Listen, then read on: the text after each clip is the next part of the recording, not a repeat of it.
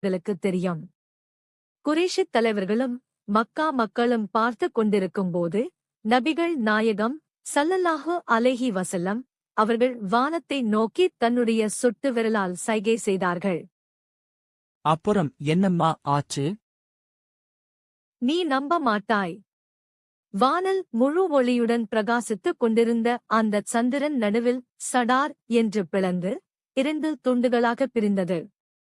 அந்த 2 துண்டுகளுக்கும் நடுவே நமக்கு அருகில் இருக்கும் ஹிரா மலை பளிச்சென்று தெரிந்தது.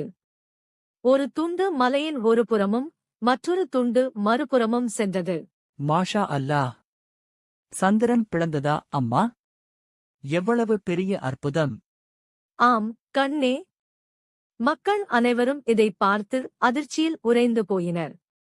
சிறிது நேரம் கழித்து நபியவர்களின் சைகையின்படி அந்தச் சந்திரன் மீண்டும் ஒன்று சேர்ந்து முன்போலவே முழுமையாக காட்சியளித்தது. அப்படியென்றால் அந்த குறைஷிகள் நபியை ஏற்றுக்கொண்டார்களா அம்மா? துரதிர்ஷ்டவசமாக இல்லை மகனே.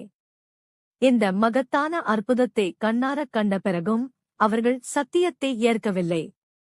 அவர்களுடைய தலைவர்கள் ஒருவரையொருவர் பார்த்து, முஹம்மது நமக்கு சூனியம் செய்துவிட்டார், இவர் நம் கண்களைக் கட்டிவிட்டார் என்று கூறினர். அதனால் மட்டும் நிற்கவில்லை. அவர்கள் சற்று தொலைவில் பயணத்தில் இருந்த மக்காவாசிகளுக்காக காத்திருந்து அவர்களிடம் சந்திரனில் ஏதேனும் மாற்றத்தைக் கண்டார்களா என்று விசாரித்தார்கள். பயணிகளும் வந்து, நாங்களும் சந்திரனில் ஓர் அதிசயத்தைக் கண்டோம், அது 2ஆக பிளந்தது என்று உறுதிப்படுத்தினார்கள்.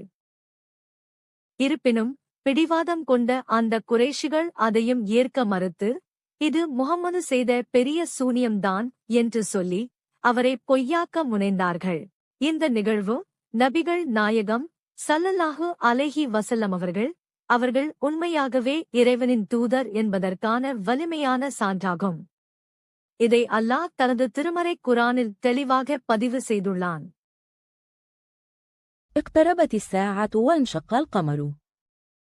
மறுமை நெருங்கிவிட்டது, சந்திரனும் பிளந்துவிட்டது. அல் குர்ஆன் அத்தியாயம் 54 அல்-கமர் வசனம் 1. وإذ يرى يعرضوا ويقولوا سحر مستمر. ஆயினும் அவர்கள் ஓர் அத்தாட்சியைக் கண்டால் அதை புறக்கணித்துவிட்டு, இது தொடர்ச்சியான சூனியமே என்றும் கூறுகிறார்கள். அல் குர்ஆன் அத்தியாயம் 54 அல்-கமர் வசனம் 2.